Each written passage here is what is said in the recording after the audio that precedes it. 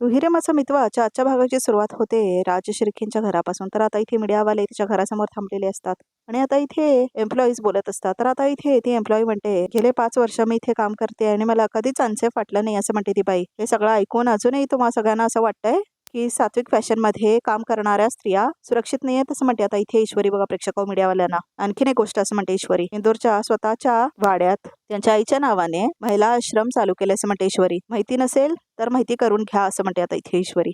एखाद्या मशहूर व्यक्तीवर चिखलफेक करणं किती सोपं असतं नाही, असं म्हणते आता इथे ईश्वरी. बघा प्रेक्षक मीडियावाल्यांना, पण कुठल्याही पुराव्यांशिवाय त्या माणसाची बदनामी केल्यामुळे त्या माणसावर, त्याच्या घरातल्यांवर काय परिणाम होईल ह्याचा जरा तर विचार करता का तुम्ही, असं म्हणते ती. बघा प्रेक्षक हो. तर आता इथे सगळ्यांना खूप वाईट वाटत असतं. हे सगळं दाखवलं बघा प्रेक्षक कसं आजी दुखी असतात वगैरे. नमस्कार अर्णव सर, असं म्हणतात आता इथे थोडी लोक जी आलेली असतात. तर नमस्कार असं म्हणतो अर्णव. तर आता मीडियावाले बघतात त्यांच्याकडे, ही कोण लोक आहेत असं म्हणतात आता मीडियावाले. तर आता इथे ईश्वरी म्हणते, हे वनिताश्रम चे हे स्टाफ आहेत, असं म्हणते आता इथे ईश्वरी. स्वतःची आई गेल्यानंतर अनाथ झालेले अर्णव सर अनाथ मुलांच्या जिंदगीत खुशी आणण्यासाठी अनेक आश्रमांना डोनेशन्स देतात, त्यापैकी हे वनिता आश्रम, असं म्हणते ईश्वरी. हे सगळं नको सांगूस प्लीज, असं म्हणतो होता इथे अर्णव. हे मी सांगण्यासाठी नाही करत, असं म्हणतो तो. हा तुमचा चांगुलपणा झाला सर, तुम्ही तारीफ करून घेत नाही म्हणून या सगळ्या लोकांना तुमची बदनामी करण्याचा हक्क मिळत नाही ना, असं म्हणते आता इथे ईश्वरी. आमच्या आश्रमातील मुलींसाठी अर्णव सर देवाच्या जागी आहेत. आमच्या संस्थेला 80% आर्थिक मदत अर्णव सरच करतात, असं म्हणते ती बाई. आणि हो, आमच्या आश्रमातल्या मुलांचे ते फूर लाडके आहेत. आणि आमच्या मनुताईला विचारा, सांग म्हणून असं म्हणते आता इथे ती बाई. अर्णव अंकल आम्हाला नेहमी चॉकलेट आणतात आणि दिवाळीत नवीन कपडे पण आणतात आणि आमच्या सगळ्यांसोबत खूप फटाके फोडतात, असं म्हणते ती मुलगी.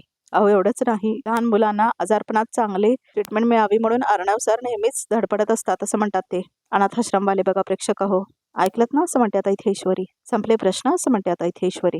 हे सगळे प्रश्न तुमचे नव्हते, असं म्हणते ईश्वरी. हे माहिती आहे मला, असं म्हणते ती. हे सगळं तुम्ही कुणाच्या तर सांगण्यावरून करताय ह्याचाही अंदाज आलाय मला, असं म्हणते ती. नाण्याची एकच बाजू दाखवून अडकवणारी व्यक्ती कोण आहे हे मला नाही माहीत, पण त्या व्यक्तीला लवकरात लवकर शोधून काढण्याचं वचन आज मी स्वतःला देते, असं म्हणते आता इथे ईश्वरी. तर आता इथे बघा प्रेक्षक ईश्वरी बघते अर्णवकडे, त्याचा हात पकडते. बघा प्रेक्षक आता इथे ईश्वरी. लक्षात ठेवा, सात्विक का ह्या नावामागे आईची प्रेरणा आहे आणि त्याच आईच्या मायेने अर्णव सर प्रत्येक महिलेकडे बघतात, असं म्हणतात आता इथे ईश्वरी. कुणासाठी ते मुलगा झाले, कुणासाठी भाऊ, कुणासाठी अर्णव अंकल, पण अर्णव सरांवर केलेले हे घाणेरडे आरोप म्हणजे फक्त त्यांच्या आईचाच नाही, त्यांनी प्रेमाने जोडलेल्या प्रत्येक नात्याचा अपमान करणारे आहेत. ह्या सगळ्या मागे कोण आहे हे शोधून काढल्याशिवाय आम्ही स्वस्थ बसणार नाही आहोत, असं म्हणते आता इथे ईश्वरी. तर मीडियावाल्याचा चेहरा पडतो बघा प्रेक्षक हो, आणि ज्या दिवशी कळेल त्या दिवशी या ब्रेकिंग न्यूज घ्यायला, असं म्हणते आता इथे ईश्वरी. तर आता इथे टाळावाज होतात बघा प्रेक्षक हो, समोर थांबलेली सगळी लोक. तर आता इथे ईश्वरी बघते अर्णवकडे आणि दोघं एकमेकांकडे बघून हसतात. तर आता मीडियावाले सगळे टाळावाज होतात बघा प्रेक्षक हो अर्णवसाठी. तर आता इथे मीडियावाले खूप लाजतात की काय केलो आम्ही म्हणून, दुसरे जे प्रश्न विचारत असतात ना ते. तर आता राजशिर्के परिवार सगळे घरामध्ये येतात बघा प्रेक्षक हो. तर आता इथे आजी म्हणते, बाबा रे अजून डोकं फडफडतंय माझं, असं म्हणते आता इथे आजी. ऐक, असं म्हणते आता इथे आजी आणि बसतात त्या. आजी असं म्हणते आता इथे ईश्वरी, अहो नका काळजी करू, देवाच्या कृपेने झालं ना सगळं नीट, आणि अर्णव सरांची माफी मागून गेले की सगळे परत, असं म्हणते ईश्वरी. देवाची कृपा तर आहेच ग, असं म्हणते आता इथे आजी, पण त्याही पेक्षा जास्त तुझी कृपा आहे आजी, असं म्हणते आता इथे ईश्वरी. आज चिंटूची आणि सात्विक फॅशन्सची बदनामी किती झाली असती, असं म्हणते आजी. किती मोठं संकट आले तुझ्यामुळे, असं म्हणते आता इथे आजी. हे 100% खरं आहे. काय त्या लोकांचा आरडाओरडा ऐकून मला काय सुचतच नव्हतं त्यांना कसं हँडल करावं, असं म्हणते अविनाश. बघा प्रेक्षक हो. तर आता इथे अविनाश म्हणतो, तू सगळ्यांना खूप छान हँडल केलंस, असं म्हणतो आता इथे अविनाश. तर आता बस, असं म्हणते आता इथे वल्लरी. बघा प्रेक्षक हो, खरंच खूप ग्रेट आहेस तू वहिनी, असं म्हणतो आता इथे आकाश. म्हणजे इतक्या प्रेशरमध्ये इतक्या कमी वेळात कसं मॅनेज केलंस तू, असं म्हणतो आता इथे आकाश. ऑनेस्टली मलाही सुचलं नसतंय सगळं, असं म्हणतो. हो ना, तू ऑफिसमधनं नियमावलीची लिस्ट काय मागून घेतलीस, त्या अनाथ आश्रमातल्या मुलीला का बोलून घेतलंस, हे आम्हाला सुचलंच नसतं बाबा, असं म्हणतो आता इथे अविनाश. आता इदा फक्त जाहीर सत्कार करायचं राहिला, असं म्हणते वल्लरी. खरंच मनापासून सांगते, असं म्हणते आजी. तुझं कौतुक करावं तेवढं कमी आहे, असं म्हणते आता इथे आजी.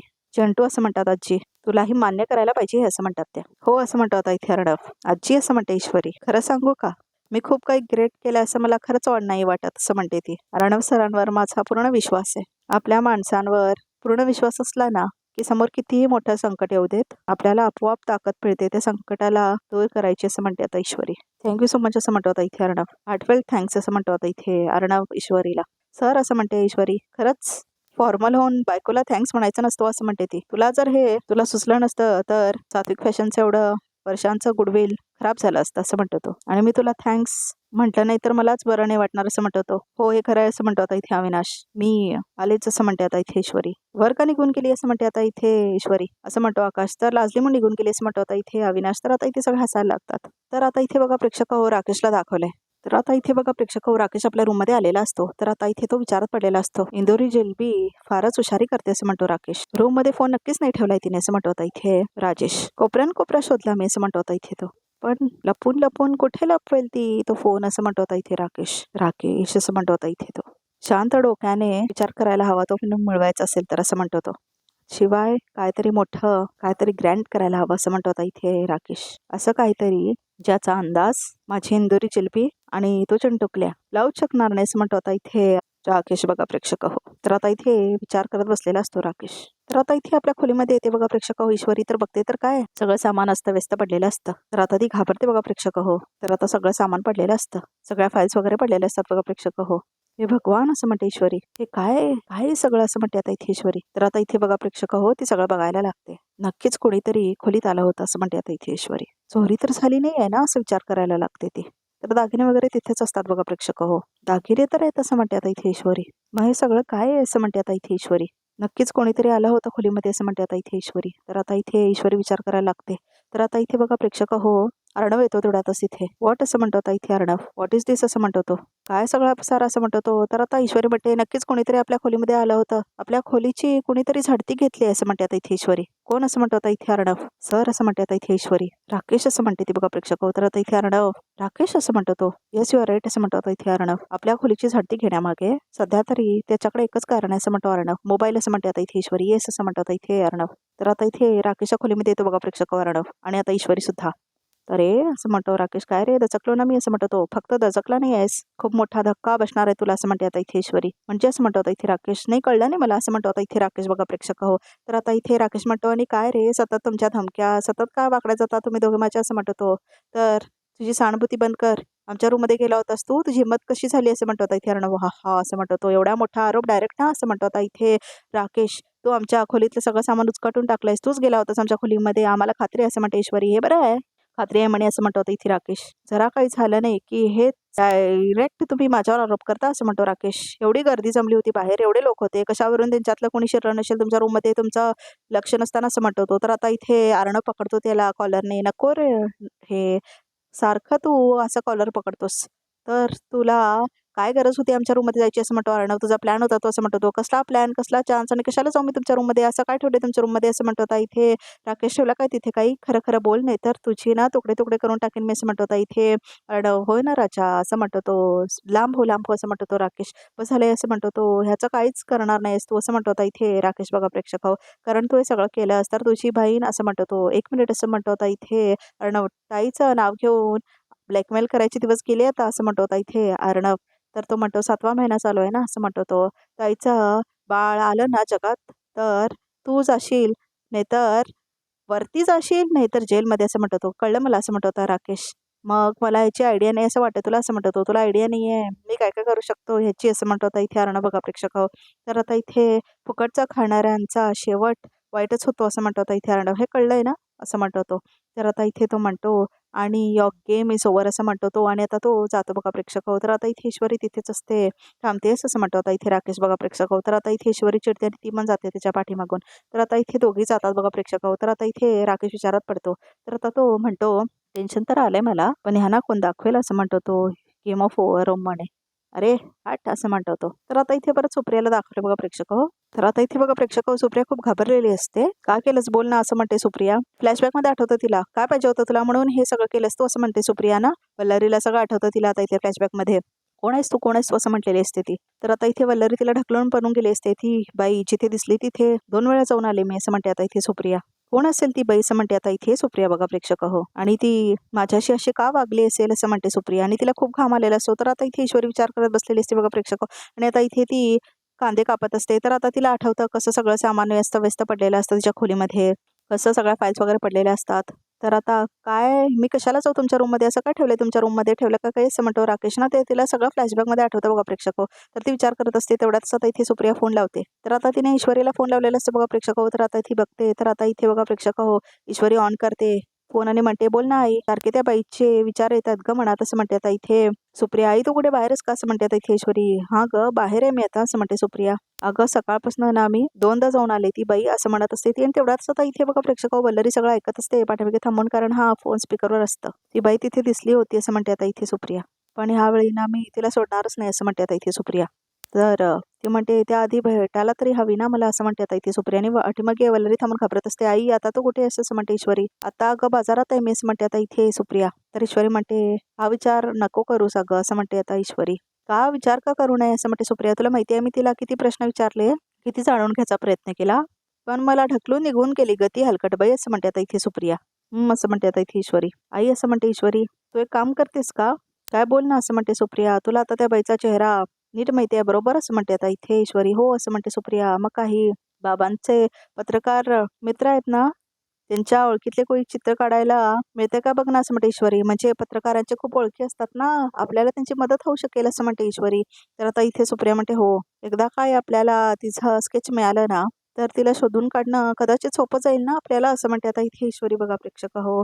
तर हो ग इशू, असं म्हणते सुप्रिया, हे नक्कीच करता येईल, असं म्हणते ती. तर आता इथे वलरीला खूप भीती वाटते. आय थिंक बाई कशी दिसते ते सांग ना, असं म्हणते ती. अगं ती गोरी आहे आणि तिचे डोळे खारे आहेत तिचे, असं म्हणते आता इथे सुप्रिया. तर आता इथे घारे डोळे, असं म्हणते बघा प्रेक्षक हो ईश्वरी. हो असं म्हणते आता इथे सुप्रिया. इशू, ज्यावेळी ती मला भेटली होती ना, त्यावेळी हिरव्या रंगाची साडी नेसली होती तिने, असं म्हणते आता इथे सुप्रिया. बरं असं म्हणते ईश्वरी. आणि ही श्रीमद घरातली वाटत होती अगं, अंगावर सोन्याचे दागिनेही होते. बरं असं म्हणते ईश्वरी. आणि आणि इशू, अगं तिच्या आंबाड्याला गजरा होता, असं म्हणते आता इथे सुप्रिया बघा प्रेक्षक हो. तर आता इथे वल्लरीला अजून भीती वाटायला लागते. गजरा, असं म्हणते आता इथे ईश्वरी बघा प्रेक्षक हो. तर आता ती विचार करायला लागते. हो असं म्हणते आता इथे सुप्रिया. तर आता इथे बघा प्रेक्षक हो, वल्लरी पाणी पित असते. तर आता इथे ईश्वरी बघते, काय हवंय का, असं म्हणते आता इथे ईश्वरी. पाणी, असं म्हणते आता इथे वल्लरी. पाणी न्यायला आले होते, असं म्हणते ती. तर आता सुप्रिया म्हणते इशू कोण होतं का, असं म्हणते ती. काय नाही, असं म्हणते ईश्वरी, त्या मामी होत्या. बरं आई, आई जाऊ दे ते सगळं, तू नको काळजी करूस, असं म्हणते ईश्वरी.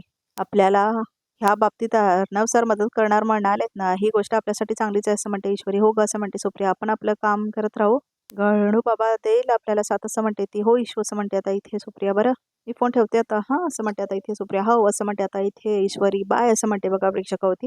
तर आता इथे फोन ठेवतात दोघीजण. तर आता इथे ईश्वरी विचार करायला लागते, घारे डोळे, असं म्हणते आता इथे ईश्वरी. तर विचार करायला लागते ती, गजरा असं वगैरे इमॅजिन करायला लागते ती. श्रीमंत घरातली बाई, असं म्हणते आता इथे ईश्वरी. तर आता इथे बघा प्रेक्षक हो, परत दाखवलंय आवी, असं म्हणत असते आजी. अंजूची तब्येत बरी आहे ना, असं म्हणतात आजी. हो मी बोलून आलो डॉक्टरांशी, ते मगाशी म्हणाले की तिचं बीपी जरा फ्लक्च्युएट होत आहे, असं म्हणतात आता इथे अविनाश. तर आता अरे देवा, असं म्हणते आजी. आजी तुम्ही काळजी करू नका, म्हणजे डिलिव्हरी आधी ते बरं नाही असं म्हणाले असेल डॉक्टर, तरी त्यांचं लक्ष आहे अंजलीकडे, असं म्हणतो आता इथे राकेश. तर आता इथे बघा प्रेक्षक हो, अर्णव आणि ईश्वरी एकमेकांकडे बघत असतात. तर आता अविनाश म्हणतो, एक मात्र नक्की, तिला अजिबात स्ट्रेस देता येणार नाही आपल्याला, असं म्हणतो अविनाश कुठल्याच बाबतीत. तर आता इथे हे ऐकलंस अर्णव, तिला स्ट्रेस देता येणार नाही, असं म्हणतो आता इथे राकेश. तर आता इथे तिच्या लाईफमध्ये सगळे स्ट्रेस दूर करायचे आहेत मला, असं म्हणतो आता इथे अर्णव बघा प्रेक्षक हो. तर आता इथे राकेश म्हणतो हां, तर आता जावई बापू आहेतच की तिची काळजी घ्यायला, असं म्हणते आता इथे आजी. मग असं म्हणतो आता इथे राकेश. तर आता इथे वल्लरी पण हो म्हणते. तर आता इथे ईश्वरी म्हणते, आजी मला ना आता खाना खिलाव, स्ट्रेस भगाव, हा माझा प्लॅन एकदम रेडी आहे, तुम्ही नका काळजी करू, असं म्हणते ईश्वरी. हा कुठला प्लॅन बाई तुझा, असं म्हणते आजी. अहो आजी मी ना अंजली त्यांना रोज नवीन नवीन पदार्थ करून खायला घालणार आहे, असं म्हणते ईश्वरी. आज मी त्यांच्यासाठी कढी गोळे करून पाठवणार आहे, असं म्हणते आता इथे ईश्वरी. तर आता इथे ईश्वरी जरा जास्तच बनव बरं का, म्हणजे काय आधी मी टेस्ट करेन आणि मग तिला घेऊन जाईन, असं म्हणतो आता इथे अविनाश. हो असं म्हणते आता इथे ईश्वरी. बरं ईश्वरी, असं म्हणतात आजी, अंजूला सांग की आनंदात राहा, फक्त बाळाचा विचार कर आणि जावई बापूंकडून सगळे डोहाळे पुरवून घे, असं म्हणते आजी. हो आजी, असं म्हणतो आता राकेश. अंजली म्हणेल ते डोहाळे पुरवायला मी तयार आहे तिचे, असं म्हणतो आता इथे राकेश. तर आता ईश्वरी म्हणते, जिजू तुम्ही नका काळजी करू, आम्ही आहोत ना, असं म्हणते आता इथे ईश्वरी, त्यांचे डोहाळे पुरवायला.